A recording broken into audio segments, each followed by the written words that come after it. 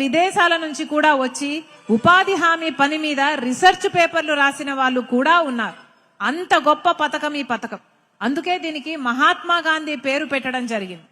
కానీ ఈ పుణ్యమైన పథకానికి, కాంగ్రెస్ పార్టీలో అంత వైభవంగా నడిచిన పథకాన్ని ఇప్పుడు బీజేపీ అధికారంలో ఉంది. బీజేపీ పార్టీ దీన్ని తూట్లు పొడుస్తుంది, నీరు గారుస్తుంది. ఏకంగా ఉపాధి హామీ పనినే ఎత్తేశారు. ఉపాధి హామీ పని పథకాన్నే మొత్తానికే ఎత్తేసి ఇంకో కొత్త చట్టం తెస్తుంది బీజేపీ పార్టీ. దాని పేరే విబి గ్రామట.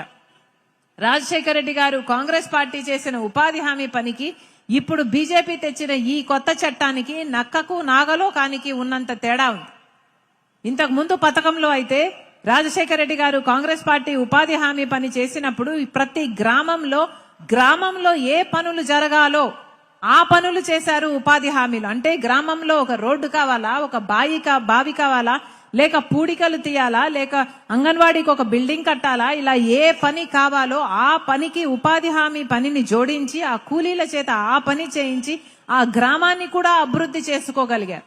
కానీ ఇప్పుడు బీజేపీ తెస్తున్న ఈ కొత్త చట్టంలో అవేవి ఉండవట. గ్రామాలకు అధికారాలు ఉండవు, గ్రామ సభలలో నిర్ణయాలకు ఇక స్థానం ఉండదు.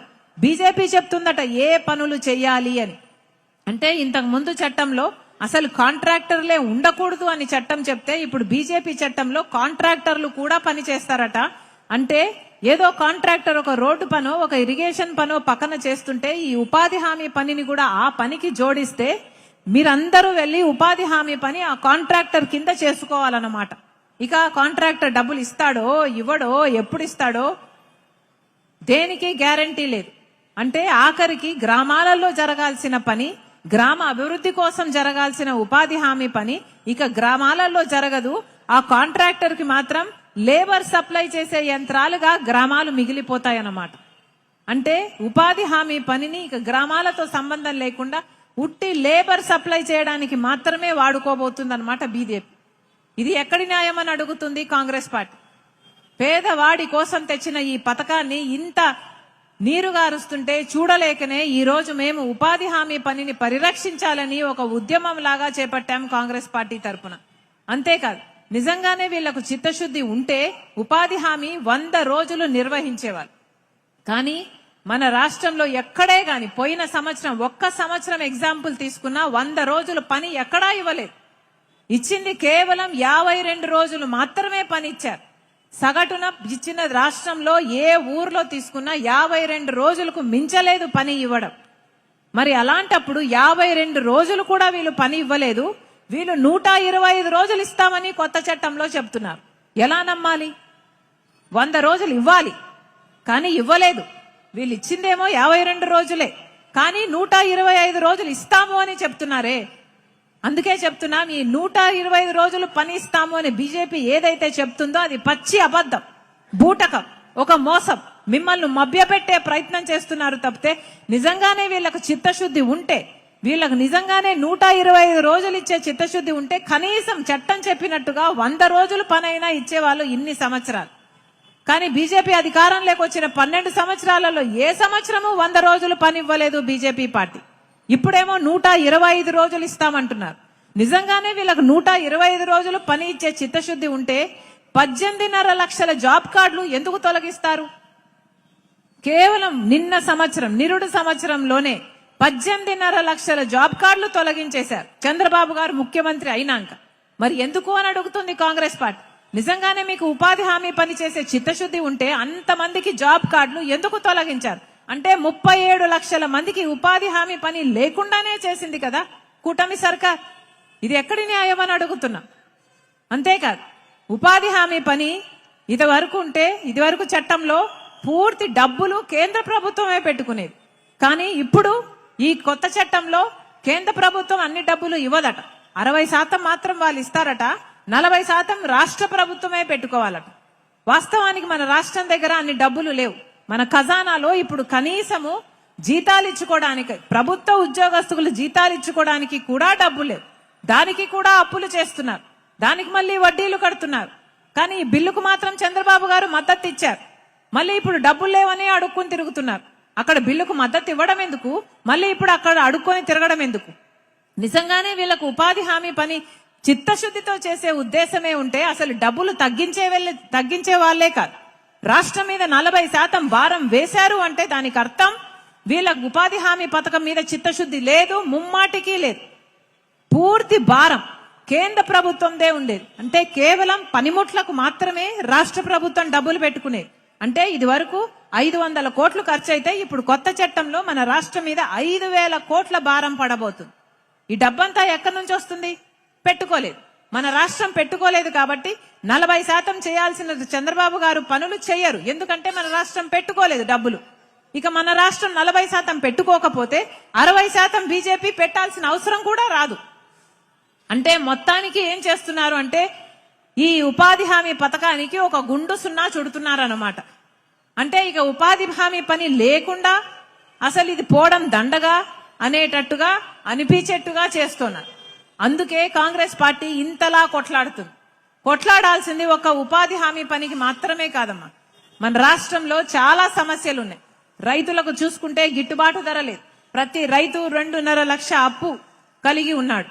ఇలా బిడ్డలకు ఉద్యోగాలు లేవు. డిగ్రీలు పీజీలు చదివిన బిడ్డలు కూడా ఈ రోజు వరకు కూడా ఇన్ని సంవత్సరాలైనా మన రాష్ట్రం ఏర్పడి మనకు ప్రత్యేక హోదా రాలేదు, దాంతో ఉద్యోగాలు రాలేదు.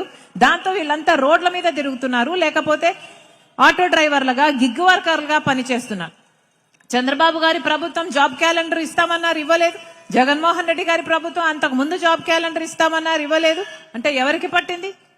ఎవరూ పట్టించుకోవడం లేదు. అంతేకాదు మన రాష్ట్రంలో ఎన్ని సమస్యలు ఉన్నాయో అన్ని సమస్యలకు కారణము బీజేపీ పార్టీ. కానీ ఒక్కరు కూడా బీజేపీని ఎదిరించే ధైర్యం చేయటం లేదు. ఎలాగో చంద్రబాబు గారు, పవన్ కళ్యాణ్ గారు బహిరంగంగానే కూటమి కట్టారు. ఇక జగన్మోహన్ రెడ్డి గారేమో అక్రమంగా కూటమి కట్టారు. కాబట్టి ఆయన కూడా బీజేపీ పార్టీని పల్లెత్తి మాట అనడు. అన్ని బిల్లులకు మద్దతు ఇచ్చాడు జగన్మోహన్ రెడ్డి గారు. మరి బీజేపీ పార్టీకి ఉన్న అన్ని పార్టీలు ఊడిగలు చేస్తే మరి బీజేపీ పార్టీని ఎవరు ప్రశ్నిస్తారు? బీజేపీ పార్టీ ఏమో మనకు ప్రత్యేక హోదా ఇవ్వాలి, పోలవరం ప్రాజెక్ట్ ఇవ్వాలి, మనకు రాజధాని కట్టివ్వాలి, ఇంకా ఎన్నో విభజన హామీలు అన్ని నెరవేర్చాలి. కానీ ఇవేవి ఒక్కటి కూడా బీజేపీ పార్టీ నెరవేర్చదు. అడగాల్సిన నాయకులు ఎవ్వరూ అడగటం లేదు. మన రాష్ట్రంలో చంద్రబాబు గారు, పవన్ కళ్యాణ్ గారు, జగన్మోహన్ రెడ్డి గారు అధికారంలో ప్రతిపక్షంలో ఉన్న పెద్ద పార్టీ నాయకులు. కానీ ఎవ్వరూ కూడా బీజేపీని ఎదిరించే సాహసం ఇంతవరకు చేయటం లేదు. అంటే దానికి కారణం వాళ్ళ స్వార్థ రాజకీయాలు చూసుకుంటున్నారు తప్పితే ప్రజల మేలు గురించి ఆలోచన చేసే నాయకుడు గాని పార్టీ గాని మన రాష్ట్రంలో లేదు, ఒక్క కాంగ్రెస్ పార్టీ తప్ప. అందుకే చెప్తున్నాం, ఈ రోజు కనీసం పెన్షన్లకు కూడా దిక్కు లేదు. ఇందాక చెప్తున్నారు 5 సంవత్సరాలు అయింది అని, ఇంకో 3 సంవత్సరాలు అయింది అని పెన్షన్లు అడుగుతూనే ఉన్నాము. కనీసం పెన్షన్లు కూడా ఇయ్యని నాయకులు ఉన్నారు అంటే ఇక ఈ నాయకులు ఉంటే ఎంత, ఊడితే ఎంత? ఈ ప్రభుత్వాలు ఉంటే ఎంత, ఊడితే ఎంత? కనీసం పెన్షన్లు కూడా దిక్కు లేదా? రాజశేఖర రెడ్డి గారు ముఖ్యమంత్రిగా ఉన్నప్పుడు సాచురేషన్ పద్ధతిలో ఎంతమంది పెన్షన్లు అడిగితే అంతమందికి పెన్షన్లు ఇచ్చాడు రాజశేఖర రెడ్డి గారు. కానీ ఇప్పుడు దిక్కెవరు? అమ్మా ఇక్కడ తిరుగుతున్నాం, అక్కడ తిరుగుతున్నాం. వాళ్ళైతే తణుకు విశాఖపట్నం 3 సార్లు తణుకు విశాఖపట్నం తిరుగుతూనే ఉన్నాం, తిప్పించుకుంటూనే ఉన్నారు. ఇంతవరకు మాకు పెన్షన్ ఇవ్వటం లేదంటున్నారే. ప్రతి గ్రామంలో ఇదే పరిస్థితి.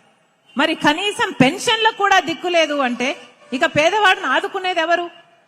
అందుకే చెప్తున్నాం, కాంగ్రెస్ పార్టీ అధికారంలోకి వస్తేనే ప్రజల జీవితాలలో నిజమైన మార్పు వస్తుంది. ఈ రోజు వరకు కూడా చంద్రబాబు గారు, జగన్మోహన్ రెడ్డి గారు కలిపి 3,000 కోట్ల రూపాయలు ఆరోగ్యశ్రీకి బకాయిలు పెట్టారు, 6,000 కోట్ల రూపాయలు ఫీజు రీయింబర్స్మెంట్ కి బకాయిలు పెట్టారు. కానీ కాంగ్రెస్ పార్టీ రాజశేఖర రెడ్డి గారు ముఖ్యమంత్రిగా ఉండగా బ్రహ్మాండంగా జరిగాయి ఈ పథకాలన్నీ.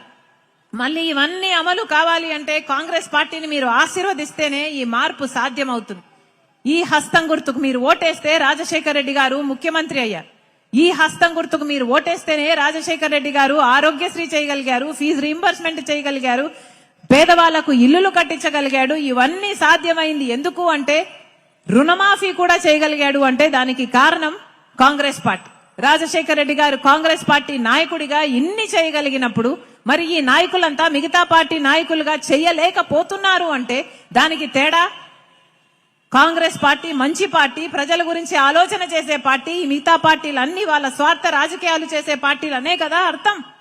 అందుకే ఈ రోజు రాజశేఖర రెడ్డి బిడ్డ ఇక్కడ నిలబడి మిమ్మల్ని అడుగుతుంది, మీరందరూ కాంగ్రెస్ పార్టీని ఆశీర్వదించండి, బలపరచండి, మళ్ళీ ఆ రాజశేఖర్ రెడ్డి గారి సంక్షేమ పాలన తీసుకొస్తానని రాజశేఖర్ రెడ్డి బిడ్డగా నేను మీకు మాటిస్తున్నా.